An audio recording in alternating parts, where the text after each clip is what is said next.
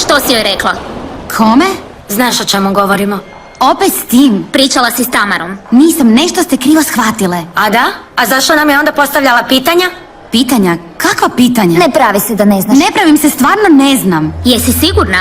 Malo ste naporne, zašto mi ne kažete što je i gotovo? A što drugo? Rekla si Tamari da smo mi otpustile kotač na Luninim rolama. Čekajte. Je li istina ovo što je Jasmin upravo rekla? Vi ste mi otpustile kotač.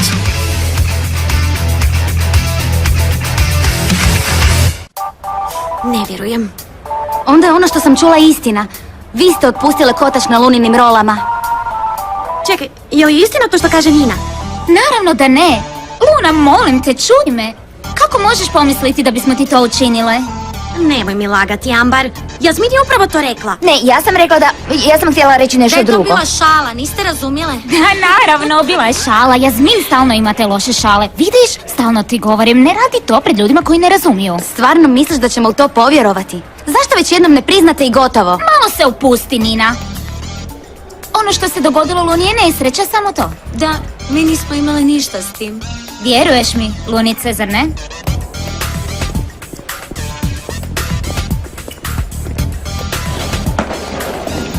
Vidiš što si učinila? Pobjeglo mi je cure. A ako se ispričaju Tamari, Nikad više nećemo rolati u roleru.